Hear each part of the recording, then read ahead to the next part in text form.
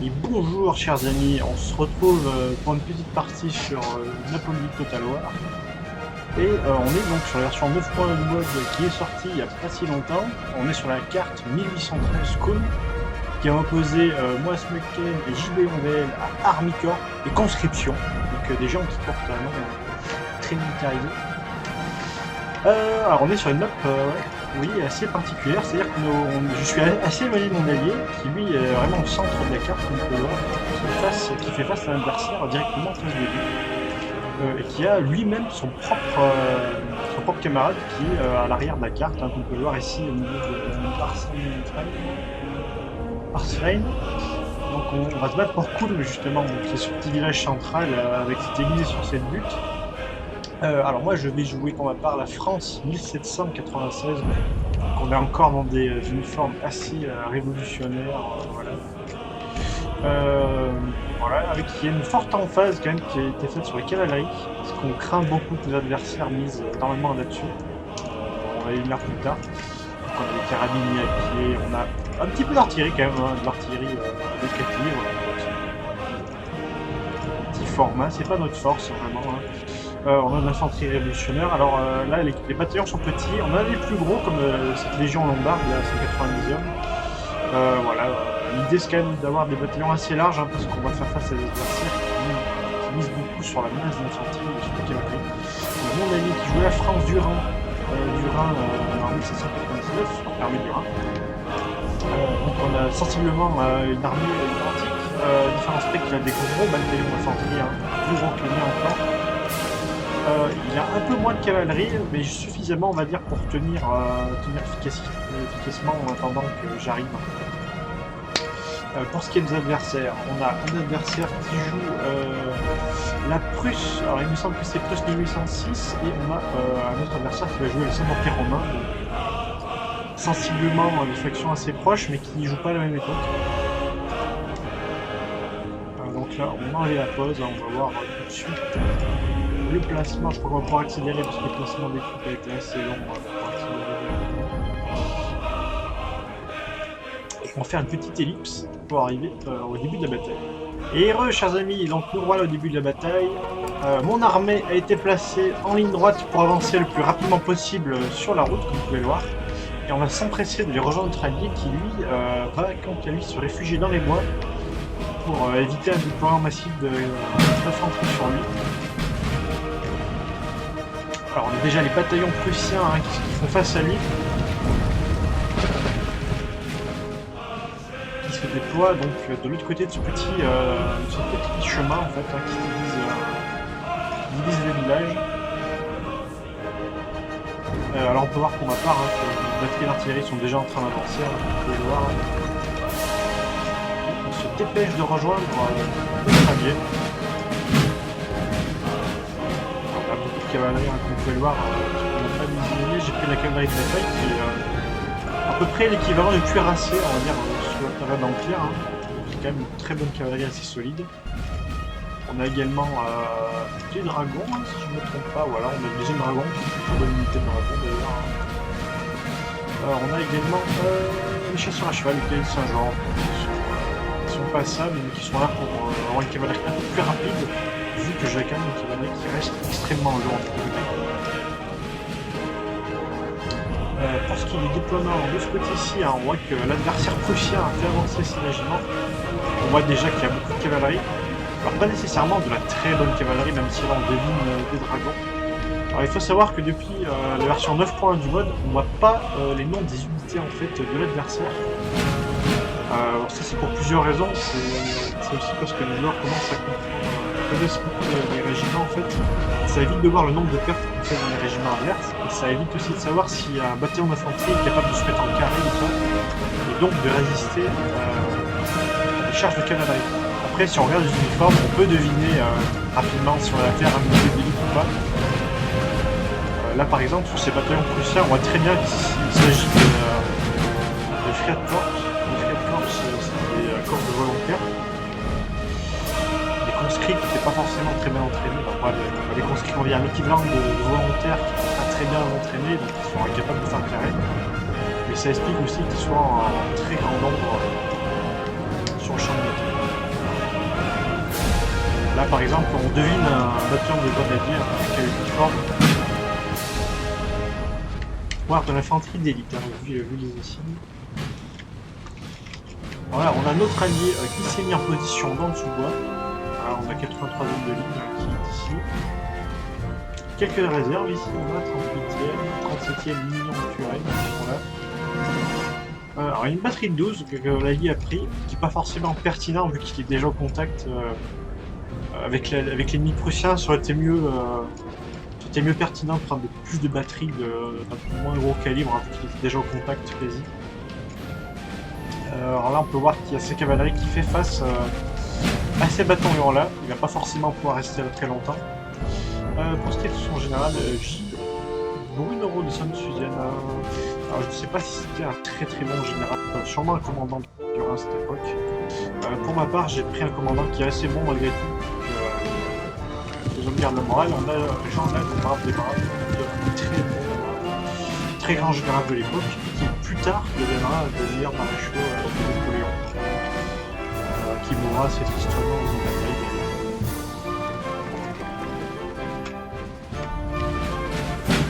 Voilà, on a mes bataillons qui arrivent, bon, pas forcément dans un ordre impeccable, hein, je vous l'accorde.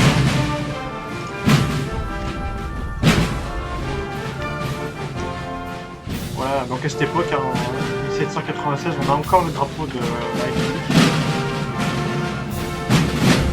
qui était assez bigarré. Voilà, on a un seul modèle, mais c'était loin d'être les seuls modèles drapeaux révolutionnaires qu'il y avait à cette époque. Il y en a qui sont d'ailleurs très sympathiques, qu'on voit ici. Alors il y a ma cavalerie qui arrive déjà pour porter main forte à mon allié. Qui lui n'a pas le choix, hein, sous la pression de la masse, il va être obligé de se retirer. Voilà, on a eu un petit accrochage entre des chasseurs à cheval et une unité de cavalerie du Saint-Empire. On va ici. Donc ça, si les Saint-Empire, c'est on va dire les États allemands avant qu'ils soient démantelés par Napoléon. Donc on est forcément avant l'avènement de l'Empire, tout ce qui s'ensuit. Bon, il faut savoir que c'est Napoléon qui va démanteler cet empire en Jordanie.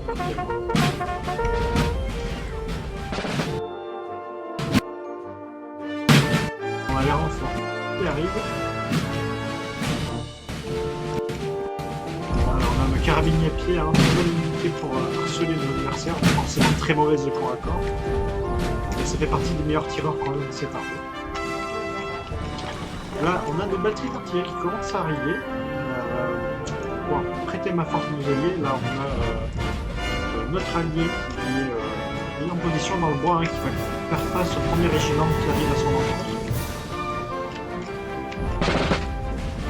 Bon, il est dans une position qui est quand même assez favorable. Hein. On peut voir que les régiments sont bien garnis. Sûrement équivalent à ceux qui l'affrontent d'ailleurs.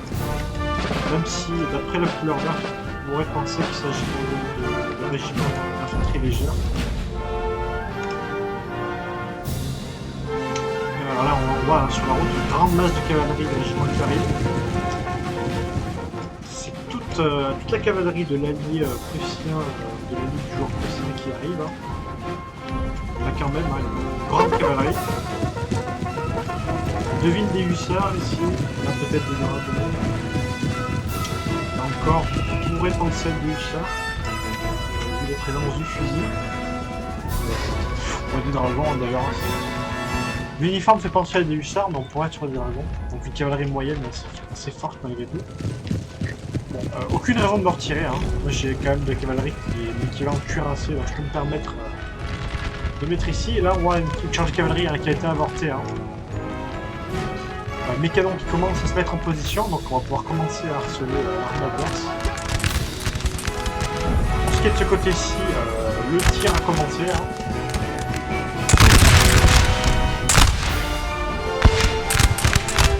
Là on est sur du tir à travers buissons et forêts. Hein.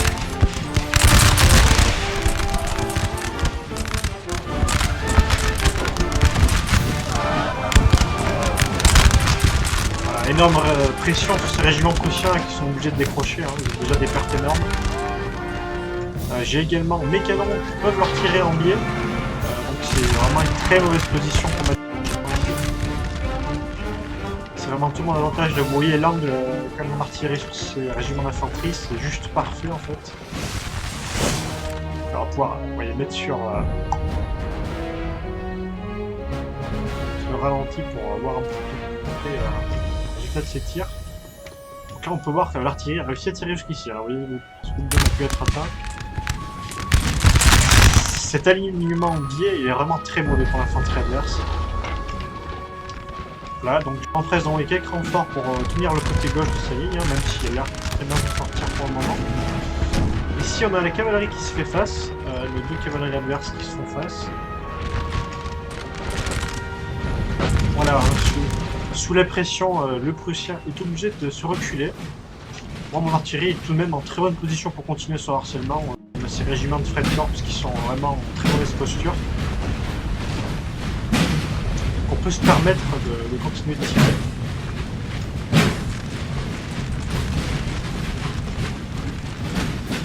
Voilà, là, on voit que le placement d'artillerie est assez optimal, hein, on peut en déduire par nombre de cadavres. Voilà. Ça a été assez efficace. Voilà, on a un petit cafouillage hein, au niveau des troupes, on en a qui se retirent, d'autres qui se ravancent. Pendant ce temps, je fais avancer mon infanterie, à commencer par ces Suisses de la Légion helvétique droit devant. On va faire un mouvement pour les envelopper sur le côté. Là, on a l'artillerie de notre adversaire qui s'est mis en place. Hein. L'artillerie prussienne qui est ici. Donc, je profite du fait d'avoir mon artillerie qui est déjà installée pour commencer déjà à la harceler avant qu'il puisse se poser.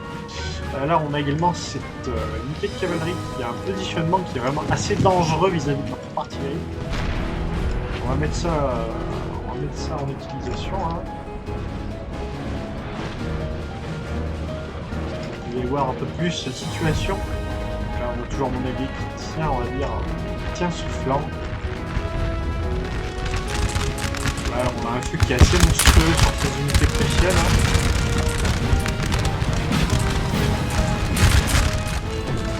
Juste ici, on a eu une tentative de charge sur mon régiment du 38e. Qui était avorté, hein. On a pu les faire fuir. Parce que même si l'infanterie est assez vulnérable à la cavalerie, si elle a l'armement compact, normalement on a assez peu de chances de le faire céder en charge capitale. Alors ici on a une attaque généralisée qui s'est lancée sur le front. On a la F4 Corps qui tient le devant pendant que l'infanterie légère arrive derrière. Ils tiennent, hein. Il y a le feu qui s'exerce.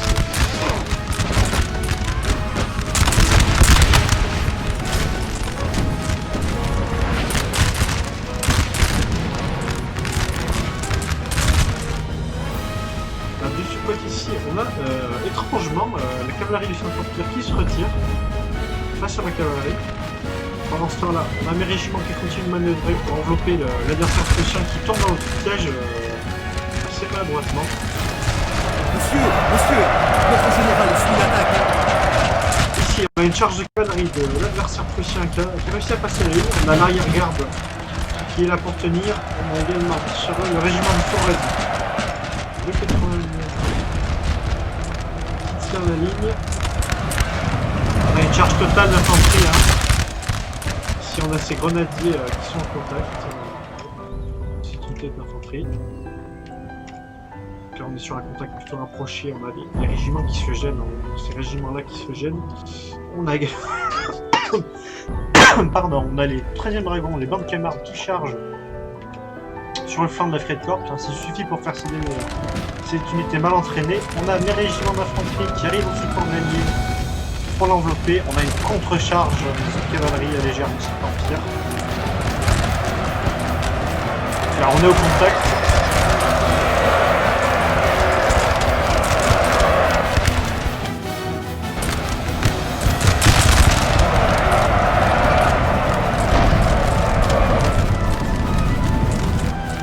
Alors ici on est sur un chaos assez complet. Mais on a réussi à contenir la percée, comme vous pouvez le voir. L'artillerie de mon allié n'est pas menacée. Là on a ces régiments là qui se tire quasiment à bout portant, hein, donc c'est un vrai carnage hein, pour les doigts.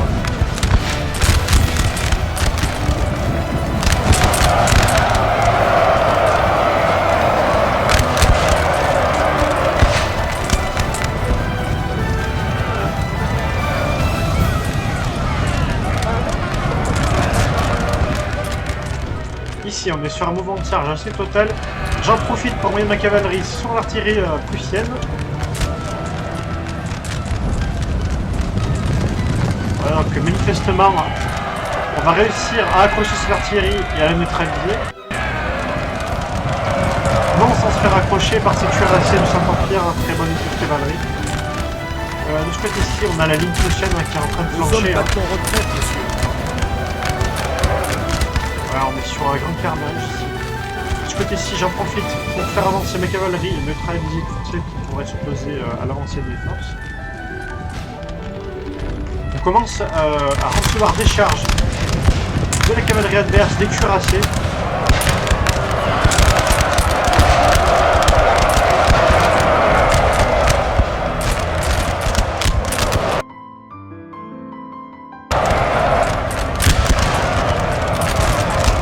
Situation très dangereuse hein, pour mon infanterie. Formation serrée, on ne lâche pas l'affaire. On a le général Lannes qui vient donner un coup de boost au moral aux premières lignes.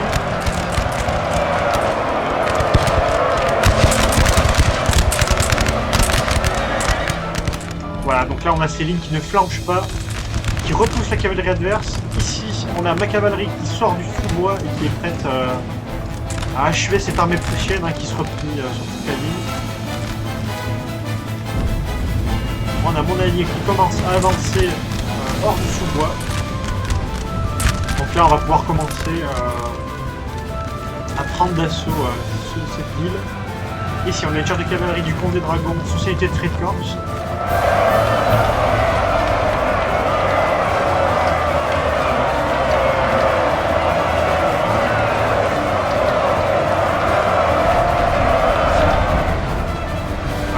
Charge de flanc, elle ne va pas pardonner. Hein.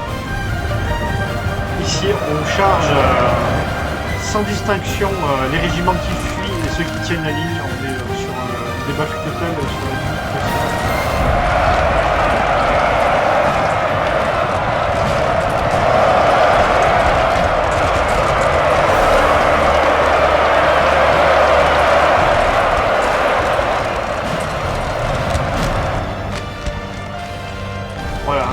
Là, l'ennemi prussien est totalement hors d'état de mire.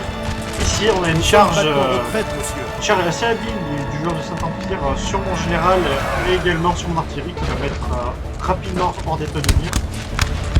Alors, même les régiments prennent note, on va dire, de la débâcle, mais c'est trop tard. Hein. Le général Lannes est tué sur ce coup-là, décidément. Ce général-là donc pour mourir en bataille. Alors, donc on a cette troupe.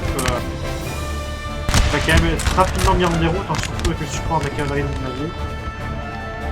On a également une autre cavalerie qui est sur nos arrières, mais bon, qui nous inquiète pas tellement. Hein. On a beaucoup d'infanterie qui est ici pour soutenir l'avancée de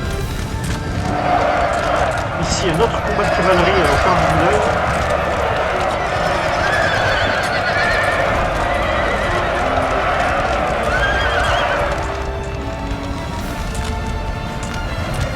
Voilà, donc on peut voir tout un massacre.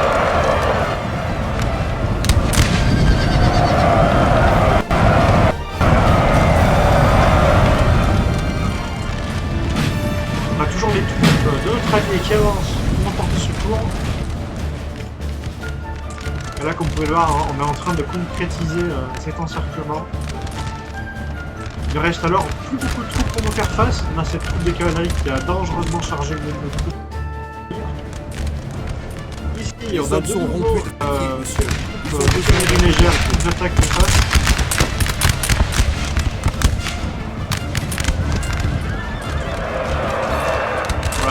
Grand mal lui en a pris. Hein.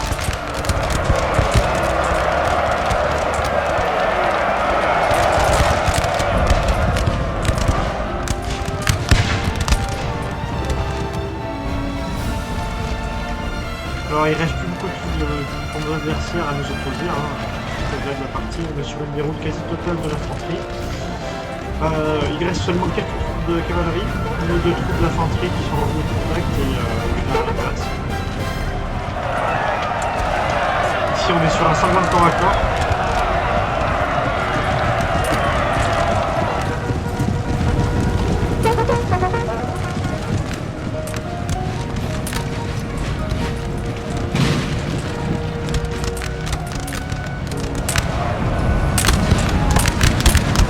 Les hommes battent en retraite, monsieur.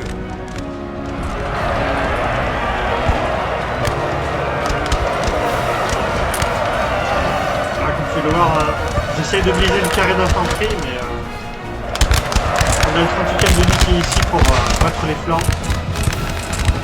Le peu de morale qui reste dans cette armée est tout brisé. De ce côté-ci, on a nos troupes qui occupent la forme. Voilà, on est sur une victoire plutôt totale. Nos adversaires ont été mis en déroute. Alors une partie qui a été assez rapide, comme vous pouvez le voir, et qui illustre plutôt bien en fait à quel point quand on encercle une troupe, en fait, on brise vraiment tout son potentiel. En fait. Alors on est sur 444 pertes sur mon armée de 1888 hommes pour 1529 tués. Et on est plutôt sur 807 pertes sur les 2847 de mon allié Gideon et 1352 tués. Pour ce qui est de l'Army Corps, donc on peut le voir, 782 hommes, c'est très faible, mais il faut savoir qu'ils avaient plutôt bien réparti leur ratio avec un joueur plutôt cavalerie et un joueur plutôt infanterie, qui est plutôt sur